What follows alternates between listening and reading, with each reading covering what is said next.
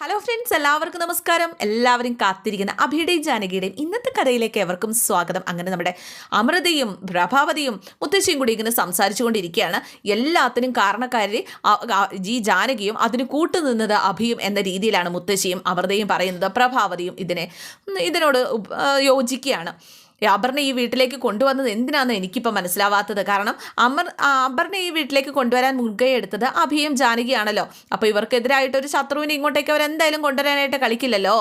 അപ്പോഴേക്കും ഉണ്ടല്ലോ നമ്മുടെ മുത്തശ്ശി പറഞ്ഞു, അതെ, സത്യത്തിൽ അജയും നിരഞ്ജനയും തമ്മിലല്ലായിരുന്നോ ഇഷ്ടം? അപ്പോൾ അജയിൻ്റെ ആ ഒരു നിരഞ്ജനയും തമ്മിലുള്ള കല്യാണം അങ്ങോട്ട് വേണ്ട എന്ന രീതിയിൽ മാറ്റിയിട്ട് ഈ അപർണയെ കെട്ടിക്കാനായിട്ട് ശ്രമിച്ചിട്ട് അവസാനം അപർണ അമലിൻ്റെ ഭാര്യയായിട്ട് വന്നു. അപ്പം നിരഞ്ജനയെ കൂടി ഇങ്ങോട്ടേക്ക് കൊണ്ടുവന്നാൽ നിരഞ്ജനയും അപർണയും തമ്മിത്തല്ലി ഇവിടെ ഇല്ലാണ്ടാകും. അപ്പോൾ കുടുംബം തമ്മിത്തല്ലി പിരിയും, അവർക്കിവിടെ സ്വസ്ഥമായിട്ട് ജീവിക്കാം. അതായിരുന്നു അവരുടെ ഐഡിയ എന്നൊക്കെ മുത്തശ്ശി കഥയുണ്ടാക്കുക കേട്ടോ. എന്തായാലും അപർണയെ വീട്ടിൽ കയറ്റിയതാണ് ഇപ്പം അവർക്ക് വലിയ വിനയായത്. എല്ലാവരും അപർണയ്ക്കൊപ്പം നിന്നു. എന്തായാലും അച്ഛൻ്റെ ഫ്രണ്ടിൻ്റെ മകൻ എന്നൊക്കെ പറഞ്ഞിട്ട് ശരണിനെ എൻ്റെ തലയിൽ കെട്ടിവെച്ചത്. ശരൺ സ്ത്രീധനമായിട്ട് കുറച്ച് പൊന്നല്ലാതെ എനിക്കൊന്നും തന്നിട്ടില്ല. എന്തായാലും ഇപ്പം ഞാൻ വീട്ടിലായില്ലേ. ഡിവോഴ്സ് കഴിഞ്ഞാലും എനിക്ക് ജീവിക്കണം, ചില പ്ലാനൊക്കെ എനിക്കുമുണ്ട്, എൻ്റെ ഷെയർ എനിക്ക് വേണം. ആഹാ എന്നും പറഞ്ഞ് അമൃത അങ്ങ് പോയി. അപ്പം മുത്തശ്ശി പറഞ്ഞു, ഇങ്ങനെ ഓരോരുത്തരായിട്ട് വരട്ടെ, പിന്നെ ഈ വീട് അമലിന് തന്നെ കൊടുക്കണം കേട്ടോ, ഒരു വിട്ടുവീഴ്ചയ്ക്ക് നീ നിന്നേക്കരുത്, പറഞ്ഞത് കേട്ടല്ലോ എന്നൊക്കെ പറഞ്ഞ് മുത്തശ്ശി. പ്രഭാവതിയാണെങ്കിൽ എല്ലാത്തിനും ഇടയിൽ കിടന്ന് എല്ലാവരുടെയും താളത്തിനൊത്ത് തുള്ളി ഇങ്ങനെ തൻ്റെ വ്യക്തിത്വം പോലും ഇല്ലാത്ത അവസ്ഥയിലാണ്. ഇതേ സമയം നമ്മുടെ അഭിയാണ് പിന്നെ കാണിക്കുന്നത്. അഭിയും ജാനകിയും അജയും നിരഞ്ജനയും സംസാരിക്കാനായിട്ട് വന്നതാണ്. നിരഞ്ജന ഇതിനൊക്കെ ഒരു കേൾവിക്കാരിയായിട്ട് അല്ലെങ്കിൽ ഒരു കാഴ്ചക്കാരിയായിട്ട് മാത്രം നിന്നു പോവാണ്. അപ്പോൾ അജയ് സംസാരിക്കാനായിട്ട് വന്നിരിക്കുകയാണ്. അജയ് ഇവരെ കുറ്റപ്പെടുത്തിക്കൊണ്ടിരിക്കുകയാണ്. ഏതോ ഒരു ദുർബല നിമിഷത്തിൽ അച്ഛന് തോന്നിയ ഒരു വഴിവിട്ട ചിന്തയാണ് മൂന്നാറിലെ പ്രോപ്പർട്ടി എന്നെനിക്ക് മനസ്സിലായി എന്നൊക്കെ അജയ് ഇങ്ങനെ പറയുക കേട്ടോ. ജീവിതത്തിൽ നല്ലൊരു ഭാഗം ഞാൻ ജീവിച്ചത് കഥയറിയാതെയായിരുന്നു. ഏട്ടാന്ന് വിളിച്ച് സ്നേഹിച്ചയാൾ ഞങ്ങൾക്ക് ആരും അല്ലാത്ത ഒരാളായിരുന്നു എന്ന് തിരിച്ചറിയാൻ പറ്റാതെ പോയി. നെഞ്ച് തകർന്നു പോവാണ് നമ്മുടെ ജാനകിക്കും അഭിക്കും. അപ്പം നിരഞ്ജന ചോദിച്ചു, അജയ് എങ്ങനെ ഇങ്ങനെ പറയുന്നു? സ്വന്തം അച്ഛൻ്റെ മകൻ തന്നെയല്ലേ, പിന്നെ എങ്ങനെ അന്യനാകും? ഞങ്ങളുടെ അമ്മ പ്രസവിക്കാത്ത ഒരാൾ ഞങ്ങൾക്ക് അന്യൻ തന്നെയാണ്. എവിടെന്നോ ഒരു കുഞ്ഞിനെ കൊണ്ടുവന്ന് ആ അമ്മയ്ക്ക് വളർത്താനായിട്ട് കൊടുത്തു. പുറത്തറിയാൻ കഴിയാത്ത എത്രയോ കാര്യങ്ങളുണ്ടാകും. അച്ഛൻ്റെ കുഞ്ഞ് തന്നെയാണോ എന്ന് ആർക്കറിയാം? അച്ഛൻ സെൻറ്റിമെൻറ്റ്സ് കൊണ്ട് വളർത്താൻ കൊടുത്തതാണോ എന്ന് ആർക്കറിയാം എന്നൊക്കെയാണ് അജയ് പറയുന്നത്. അപ്പോഴേക്കും ജാനുവിക്ക് ദേഷ്യം വന്നു കേട്ടോ. അജയ്, അഭിയേട്ടൻ ഇനി അച്ഛൻ്റെ മകനല്ല എന്നുകൂടി അജയ് പറഞ്ഞു വെച്ചാലും അഭിയേട്ടൻ നിങ്ങളോട് കാണിച്ച ആ ഒരു സ്നേഹത്തിന് കളങ്കമുണ്ടായിരുന്നുവെന്ന് നിങ്ങൾ പറയരുത്. അറിഞ്ഞുകൊണ്ട് നിങ്ങളെ ചതിക്കാനായിട്ട് അഭിയേട്ടന് സാധിക്കുന്ന അജയ് വിശ്വസിക്കുന്നുണ്ടോ? അഭിയേട്ടൻ ചതിക്കുന്ന നിങ്ങൾക്ക് തോന്നുന്നുണ്ടോ എന്നൊക്കെ ഇങ്ങനെ ചോദിക്കുക. അഭി ഒന്നും മിണ്ടാതെ ഇങ്ങനെ നിൽക്കുക. ഒരു കാലത്തും നിങ്ങൾക്ക് ഒരു ദോഷവും വരരുതേ അഭിയേട്ടൻ ആഗ്രഹിച്ചിട്ടുള്ളൂ. അപ്പോഴേക്കും നമ്മുടെ നിരഞ്ജന പറഞ്ഞു, അതെ അജയ്ക്ക് ഇപ്പം ജാനിയടുത്ത് പറഞ്ഞ കാര്യങ്ങൾ ഉൾക്കൊള്ളാൻ ശ്രമിച്ച പ്രശ്നങ്ങൾക്കെല്ലാം പരിഹാരമാകും. അപ്പം ഈ വിഷയത്തിൽ ഇടപെടാൻ നീ ആരാടി? നിനക്കെന്തെങ്കിലും പറയാനുണ്ടെങ്കിൽ അതെൻ്റെ ഭാഗത്തു നിന്ന് മാത്രം പറഞ്ഞാൽ മതി എന്നും പറഞ്ഞ് അജയുടെ താക്കീത്. നിങ്ങൾ രണ്ടുപേരും അറിഞ്ഞു തന്നെയാണോ അച്ഛൻ മൂന്നാറിൽ പോയിട്ട് നിങ്ങളുടെ ജീവിതം സേഫ് ആക്കിയത്? അഭിയേട്ടന് മാത്രമല്ല, ഇതെല്ലാം ഭാര്യയ്ക്കും അറിയാം. ഇത് അതിബുദ്ധിയാ, ഭാര്യയും കൂടെ പങ്കാളിയാക്കിയത്. ഇങ്ങനെ ഒരു ചതി ഒരിക്കലും നിങ്ങൾ ഞങ്ങളോട് ചെയ്യാൻ പാടില്ലായിരുന്നു. നിങ്ങളെ അച്ഛൻ്റെ സ്ഥാനത്ത് കണ്ടതല്ലായിരുന്നോ ഞാൻ എന്നൊക്കെ അജയ് ചോദിച്ചപ്പോഴേക്കും, നിർത്തുന്നുണ്ടോ? ഈ മനുഷ്യൻ അറിയാത്ത കാര്യത്തിന് ഇങ്ങനെ വാക്കുകൾ കൊണ്ട് മുറിവേൽപ്പിക്കരുത്. അഭിയേട്ടൻ എങ്ങനെയാണ് നിങ്ങളെ അറിഞ്ഞുകൊണ്ട് ചതിച്ചത്? അഭിയേട്ടൻ എങ്ങനെ നിങ്ങളെ ചതിച്ചു എന്നാണ് അജയ് പറയുന്നത്. തനിക്കൊരു ജീവിതം ഉണ്ടെന്ന് ഈ നിമിഷം വരെ ഈ മനുഷ്യൻ ചിന്തിച്ചിട്ടുണ്ടോ? ഈ നിമിഷം വരെ ഈ മനുഷ്യൻ ജീവിച്ചത് മൊത്തം ഈ കുടുംബത്തിന് വേണ്ടിയല്ലേ, അനിയന്മാർക്ക് വേണ്ടിയല്ലേ? അഭിയേട്ടൻ ആരാണെന്ന് സ്വയം അറിഞ്ഞുകൊണ്ടല്ലേ ബിസിനസ് നടത്തിക്കൊണ്ട് പോയത്? നിങ്ങളെ ചതിക്കണമായിരുന്നെങ്കിൽ ഇപ്പം നിൻ്റെ ഈ വിചാരണയ്ക്ക് മുമ്പിൽ ഈ മനുഷ്യന് വാക്കുകളില്ലാതെ നിൽക്കേണ്ടി വരില്ലായിരുന്നു. അപ്പോഴേക്കും അഭി പറഞ്ഞു, നീ പറയുന്നൊന്നും ആരും കേൾക്കില്ല, നമ്മൾ പറയുന്നൊന്നും ആരും വിശ്വസിക്കുകയില്ല. കേട്ട് നിൽക്കാനുള്ള ഊഴമാണ് നമ്മുടേത്. അവൻ പറയട്ടെ, നമുക്ക് കേൾക്കാം. അപ്പോൾ ജാനകി പറഞ്ഞു, എനിക്ക് പറയണം, എന്നെ തടയണ്ട അഭിയേട്ടാ. നിന്റെ പല പ്രവർത്തികൾക്കും ശിക്ഷ അനുഭവിച്ചത് ഞങ്ങളാണ് എന്നത് നീ മറന്നു പോവരുത്. നീ ഇപ്പം ചതിയുടെ കണക്ക് പറയുന്നുണ്ടല്ലോ. ഈ കുടുംബത്തിന് നീ വരുത്തി വെച്ച അപമാനമൊന്നും ഞങ്ങൾ ചെയ്തിട്ടില്ല. നീ കാരണം ഈ കുടുംബത്തിൽ നിന്ന് വെറും കൈയോടെ ഇറങ്ങിപ്പോകേണ്ട അവസ്ഥ വരെ ഞങ്ങൾക്കുണ്ടായി. നീ അത് ഓർക്കുന്നുണ്ടോ? എനിക്കറിയാം, അഭിയേട്ടനെ അമ്മ പ്രസവിക്കാത്തതൊന്നും അല്ല നിന്റെ പ്രശ്നം. പിന്നെ അച്ഛൻ ചെയ്ത പക്ഷപാതത്തിന് ആ വഞ്ചനയ്ക്ക് നിങ്ങൾ കൂട്ടുനിന്നതിനും ഞാൻ സ്തുതി പാടണോ നിങ്ങൾക്ക്? പഴയ കഥകളൊക്കെ വിളിച്ചു പറഞ്ഞ് നിങ്ങൾ ചെയ്ത ചതിക്ക് ചായം പൂച്ചാനൊന്നും നോക്കണ്ട എന്ന് അജയ് പറയാണ് കേട്ടോ. അപ്പോഴേക്ക് നിരഞ്ജന പറഞ്ഞു, അജയ് നീ ഒന്ന് നിർത്തുന്നുണ്ടോ? നീ എന്തൊക്കെയാ പറയുന്നത്? അച്ഛനുമായിട്ട് ചേർന്ന് ഒത്തു കളിച്ചിട്ട് നിരപരാധി ചമയാൻ വരിക രണ്ടെണ്ണവും. ഇനിയും ഞങ്ങളെ മണ്ടന്മാരാക്കാൻ പറ്റില്ല. നിരഞ്ജന, അജയ് എന്താ ഇത്? എന്നെ മണ്ടനാക്കണ്ട എന്നും പറഞ്ഞിട്ട് അജയ് അങ്ങ് പോവുകയാണ് കേട്ടോ. ഉത്തരവില്ലാതെ നിരഞ്ജന ഇങ്ങനെ നിൽക്കുകയാണ്, മറ്റുള്ളവർക്ക് മുമ്പിൽ മറുപടി ഇല്ലാതെ. സമാധാനിപ്പിക്കാൻ ശ്രമിക്കുകയാണ് നിരഞ്ജന ജാനകിയെ. പക്ഷേ എന്ത് പറഞ്ഞ് സമാധാനിപ്പിക്കുന്ന മാത്രം നിരഞ്ജനയ്ക്ക് അറിയില്ല. നിരഞ്ജന എന്നിട്ട് അവിടെ നിന്ന് അങ്ങ് പോവുകയാണ്. തകർന്നു നിൽക്കുന്ന അഭിയോട് ജാനകി പറഞ്ഞു, അഭിയേട്ട, നമ്മൾ തെറ്റ് ചെയ്യാത്തിടത്തോളം ആർക്കും കീഴടങ്ങി കൊടുക്കേണ്ട കാര്യമൊന്നുമില്ല. അവർ പറയുന്നത് കേട്ട് എന്തിന് നമ്മൾ വേദനിക്കണം? അപ്പോൾ ഒന്നും പറയാൻ അർഹതയില്ലല്ലോ എനിക്ക്. അപ്പോൾ ഇത് കാരണം നമ്മൾ സ്നേഹിച്ചവരുടെ യഥാർത്ഥ മുഖങ്ങൾ നമുക്ക് മനസ്സിലാക്കാൻ പറ്റിയില്ലേ? ഇതൊരു പാഠമായിട്ട് അഭിയേട്ടൻ കരുതണം. അഭിയേട്ടൻ ആരാണെന്നുള്ള സത്യം അച്ഛൻ്റെ കാലശേഷം പുറത്തറിഞ്ഞാൽ നമ്മുടെ കൂടെ ആരും ഉണ്ടാവില്ലെന്ന് അച്ഛൻ അറിയാം. നമ്മൾ ഇവരെ ആട്ടി പുറത്താക്കുമെന്ന് അച്ഛൻ അറിയാം. അമ്മ ഇതിനൊക്കെ കൂട്ടു നിൽക്കുമെന്നും അച്ഛൻ കരുതി കാണും. അതുകൊണ്ടായിരിക്കാം മൂന്നാറിലെ പ്രോപ്പർട്ടി ഇങ്ങനെയൊക്കെ അച്ഛൻ ചെയ്തത്. അച്ഛൻ നമുക്ക് തന്നത് നമുക്ക് അർഹതപ്പെട്ടത് തന്നെയാണ്. നമുക്കും ജീവിക്കണം അഭിയേട്ടാ, നമുക്കും ജീവിക്കണം എന്ന് ജാനകി ഇങ്ങനെ പറയാണ്. അഭിക്ക് എന്ത് ചെയ്യണമെന്നറിയില്ല. കൂടപ്പിറപ്പുകളെ വിട്ടിട്ടോ അല്ലെങ്കിൽ അച്ഛനെ വിട്ടിട്ടോ ഒന്നും ഒരു ജീവിതവും ഇല്ലാത്തൊരവസ്ഥയാണ് നമ്മുടെ അഭിക്ക്. പിന്നെ നമ്മുടെ അജയ് ഫോൺ ചെയ്യാണ്. അജയ് എന്തൊക്കെയോ തീരുമാനിച്ചുറപ്പിച്ചിട്ടുണ്ട്. അപ്പോഴേക്കും നമ്മുടെ നിരഞ്ജനെ അങ്ങോട്ട് വന്ന് പറഞ്ഞു, അജയിൽ നിന്ന് ഞാൻ ഒട്ടും ഇങ്ങനെ പ്രതീക്ഷിച്ചില്ല കേട്ടോ. ഇങ്ങനൊരു മുഖം അജയ്ക്കുണ്ടെന്ന് ഞാൻ വിചാരിച്ചു പോലുമില്ല. ഞാൻ ഇന്നാണത് മനസ്സിലാക്കിയത്. അതേടി, അതെ, നീ കാണാത്ത പല മുഖങ്ങളും എനിക്കുണ്ട്. നീ അതൊക്കെ ഓരോന്നായിട്ട് കാണാൻ പോകുന്നേ ഉള്ളൂ. അജയ്, എന്താ ഇത്? ഞാൻ മനസ്സിലാക്കിയ അജയ് തന്നെയാണോ ഇത്? നിനക്ക് മനസ്സിലായില്ലെങ്കിലേ ഞാൻ പറഞ്ഞു തരാം. ഞാൻ പ്രണയിക്കുമ്പോൾ കാണുന്ന മുഖമായിരിക്കില്ല ഒന്നിച്ച് ജീവിച്ചു തുടങ്ങുമ്പോൾ കാണുന്നത്. മനസ്സിലായോ നിനക്ക്? എന്നെ അക്സെപ്റ്റ് ചെയ്യണം. യാതൊരുവിധ ബാധ്യതകളുമില്ലാത്ത കാൽപ്പനിക ലോകത്ത് നടക്കുന്ന ഒന്നാണ് പ്രണയം. പക്ഷേ ഇത് യഥാർത്ഥ ജീവിതമാണ്. ഇവിടെ നീ പലതും കാണും. അതൊക്കെ കണ്ടില്ല എന്ന് നടിച്ചോണം, കേട്ടല്ലോ? അപ്പോൾ അജയുടെ മനസ്സ് സഞ്ചരിക്കുന്ന വഴി എനിക്ക് മനസ്സിലാവുന്നില്ല അജയ്. ആ എസ്റ്റേറ്റും റിസോർട്ടും അജയ്ക്ക് വേണം അല്ലേ? അതിനുവേണ്ടി മാത്രമല്ലേ അജയ് ഇന്ന് ഈ ഷോ കാണിച്ചതും? അപ്പം അതിൽ മാത്രം ഒതുങ്ങില്ലടി ഈ അജയുടെ ഷോ. ഇനി ഈ കുടുംബം മുന്നോട്ട് കൊണ്ടുപോകേണ്ടത് മൂത്ത മകനെന്ന നിലയിലെ എൻ്റെ കടമയാണ്. അച്ഛൻ്റെ കാലമൊക്കെ കഴിഞ്ഞൂടി. അതെ, ഇപ്പോഴും കുട്ടിക്കളി മാറാത്ത അമലല്ല ഇവിടുത്തെ ആള്. അപർണയ്ക്ക് വേണ്ടിയിട്ട് ഒരു അലങ്കാരത്തിന് അവനെ ബിസിനസ് ഏൽപ്പിച്ചേക്കുന്നതേ ഉള്ളൂ. എന്തായാലും മുന്നിൽ നിന്ന് വഴി തെളിക്കുന്നത് ഇപ്പോഴും അഭി തന്നെയാണ്. സൂര്യപ്രഭ ഓർഗനൈസേഷൻ ഈ കുടുംബത്തിലുള്ള പങ്കാളിത്തം മാത്രം മതി. ബിസിനസ് കാര്യങ്ങളിലും എൻ്റെ പങ്കാളിത്തം ഇനി മുതൽ ഉണ്ടാകും. അപ്പോഴേക്കും നിരഞ്ജന പറഞ്ഞു, എനിക്കിപ്പോൾ കൂടുതൽ ബോധ്യമായി. ഇപ്പം എനിക്ക് കൂടുതൽ ബോധ്യമായി. അജയ് ഞാനിപ്പോൾ ഉദ്ദേശിക്കുന്ന ആളെ അല്ല. വെറുതെ അല്ല അജയ് ആ ഫോട്ടോ വലിച്ചെറിഞ്ഞത്. ഞാൻ ഉടച്ച ഫോട്ടോയ്ക്ക് പകരം മറ്റൊന്ന് ഞാൻ അവിടെ പ്രദർശിപ്പിക്കും. അതിലിവിടെയുള്ള മറ്റു പലരും ഉണ്ടാവില്ല. നീ പേടിക്കണ്ട, നീ ഉണ്ടാകും. എൻ്റെ ഭാര്യയായിട്ട് നീ ഉണ്ടാകും.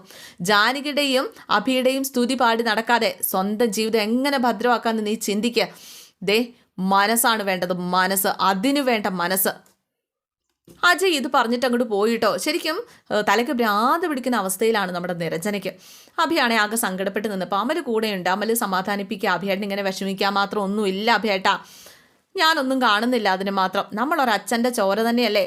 പ്രസവിച്ചത് അമ്മയല്ല എന്ന് കരുതി അഭിയേട്ടൻ എങ്ങനെ അന്യനാകും? ആ ചിന്ത അങ്ങോട്ട് മനസ്സിൽ നിന്ന് കളാം. അപ്പോൾ ഒരിക്കലും അങ്ങനെ ഒരു ചിന്ത എനിക്കില്ല. ഇതിൻ്റെ പേരിൽ എനിക്കൊരു വേദനയോ നിരാശയോ തോന്നിയാൽ ഞാനൊരു സ്വാർത്ഥനായി പോവില്ലേ? അതിൻ്റെ പേരിലല്ല എനിക്ക് വേദന. എന്നെ സ്വീകരിക്കുന്നതിൽ അന്ന് അമ്മ എതിർപ്പ് പറഞ്ഞിരുന്നെങ്കിൽ ഒരിക്കലും നിങ്ങളുടെ ഏട്ടനായിട്ട് ഉണ്ടാകാനുള്ള ഭാഗ്യം എനിക്കുണ്ടായിരുന്നില്ല. ഇപ്പം കിട്ടുന്ന ആ മഹാഭാഗ്യം എന്നേ എനിക്ക് നഷ്ടപ്പെട്ടേനെ. വേദന ഇല്ലയെന്ന് ഞാൻ പറയുന്നില്ല, വേദനയുണ്ട്. അത് കിട്ടിയ സ്നേഹം ഇല്ലാതായി പോകുമ്പോൾ ഉള്ള ഒരു വേദന മാത്രമാണ്. അങ്ങനെ വേദന ഉണ്ടാകാതിരിക്കാൻ ഞാൻ കല്ലൊന്നും അല്ലല്ലോ. എനിക്ക് സ്വാർത്ഥത തോന്നിയിട്ടുള്ളത് സ്നേഹത്തിൻ്റെ കാര്യത്തിൽ മാത്രമേ ഉള്ളൂ. ഇത്രയും നാൾ ഞാൻ നിങ്ങളുടെ ഏട്ടനായിരുന്നില്ലേ. ഒരു ദിവസം കൊണ്ട് അന്യനാകുന്നതിൻ്റെ വേദന അത് പറഞ്ഞറിയിക്കാൻ പറ്റില്ല അമലെ, അത് പറഞ്ഞറിയിക്കാൻ പറ്റില്ല. അപ്പോഴേക്കും അമൽ പറഞ്ഞു, ഏട്ടനെ അംഗീകരിക്കാത്തവരുടെ ഭാഗ്യക്കേടാണ് ഇനി അവരുടെ ജീവിതം. മരണം മുതൽ ഏട്ടൻ്റെ നിഴലായിട്ട് ഞാൻ കൂടെ ഉണ്ടാകും. ഏട്ടനില്ലാത്തൊരു ജീവിതത്തെക്കുറിച്ച് എനിക്ക് ചിന്തിക്കാൻ പോലും പറ്റില്ല എന്ന് അമൽ പറഞ്ഞപ്പോഴേക്കും അതുപോലെ തന്നെ ആയിരുന്നില്ലേടാ അജയും. കുറച്ച് സ്വത്തിൻ്റെ പേരിൽ അഭികേട്ടൻ ഇപ്പം അജയ്ക്ക് അന്യനായില്ലേ, കുടുംബത്തിൽ വന്നു കയറിയവനായില്ലേ. ആവർത്തിക്കും അതേ മനോഭാവം തന്നെയല്ലേ, സ്വന്തം കൂടപ്പുറപ്പല്ലേ. നിന്റെ ഏട്ടനിതൊന്നും താങ്ങാൻ കഴിയുന്നില്ല എന്ന് ജാനകി ഇങ്ങനെ അമലിനെ പറഞ്ഞ് മനസ്സിലാക്കുകയാണ് കേട്ടോ. അഭിയേട്ടൻ്റെ മനസ്സിൽ 2 എന്ന ചിന്ത ഉണ്ടായിരുന്നെങ്കിൽ അവരൊക്കെ ശബ്ദിക്കാൻ പോലും ഭയപ്പെടുമായിരുന്നു. ശിരസ് കുനിച്ചു കൊടുത്താലേ മറ്റൊരാൾക്ക് തലയിൽ ചവിട്ടാൻ പറ്റുമെന്ന്. അഭിയേട്ടൻ ഇപ്പോഴും മനസ്സിലാക്കിയിട്ടില്ലടാ. അപ്പോഴേക്കും അഭി പറഞ്ഞു, വലിയൊരു ഭാരം എൻ്റെ തലയിലേക്ക് എടുത്തു വെച്ച് തന്ന് സഹോദരങ്ങളുടെ മുന്നിൽ തല കുനിച്ചത് എൻ്റെ അച്ഛൻ തന്നെയല്ലേ. അപ്പോൾ അമലി ചോദിച്ചു, അച്ഛൻ ചെയ്തതല്ലേ ശരി, അച്ഛൻ ശിക്ഷിച്ചതല്ല രക്ഷിച്ചതല്ലേ. ഒരു കൂടപ്പറപ്പിന് ഏട്ടനെ മനസ്സിലാക്കാൻ പറ്റിയില്ലേ പിന്നെ എന്താ? ഒരച്ഛൻ്റെ മക്കളാണെന്ന് അറിഞ്ഞിട്ട് പോലും കൂടപ്പറപ്പുകൾക്ക് മനസ്സിലാക്കാൻ പറ്റിയില്ലെങ്കിൽ അവരല്ലേ തെറ്റുകാർ. അപ്പോൾ ജാനകി പറഞ്ഞു, ശരിക്കും തെറ്റുപറ്റിപ്പോയത് എനിക്കാ. എല്ലാം മനസ്സിലാക്കുന്ന അച്ഛന് കാര്യങ്ങളൊക്കെ പറഞ്ഞ് തിരുത്താമായിരുന്നു. അപ്പം ഏട്ടത്തി ചെയ്ത തെറ്റെന്താ? ഈ അപർണയെ വീട്ടിലേക്ക് കൊണ്ടുവരാൻ ശ്രമിച്ചതാണോ ആ ഏറ്റവും വലിയ തെറ്റ്? അപ്പോൾ അത് തിരുത്തില്ലാത്ത തെറ്റ് തന്നെ അല്ലേടാ. രണ്ട് കുടുംബങ്ങൾ തമ്മിലുള്ള ശത്രുത തീരട്ടെ എന്ന് കരുതി ഞാൻ ചെയ്തതാണ്. നമ്മുടെ കുടുംബം ഇല്ലാണ്ടായി. വരാൻ പോകുന്ന ഭവിഷ്യത്ത് മുന്നിൽ കണ്ട് അച്ഛൻ ഇതൊക്കെ തടഞ്ഞിരുന്നെങ്കിൽ ഈ കുടുംബത്തിൻ്റെ സമാധാനം ഒരിക്കലും കെട്ടുപോവില്ലായിരുന്നു. എൻ്റെ വിധി ഞാൻ തന്നെ വിളിച്ചു വരുത്തി. ഇനി ആരെ പഴിക്കാനാ എന്നും പറഞ്ഞ് ജാനകി അങ്ങ് പോവാ.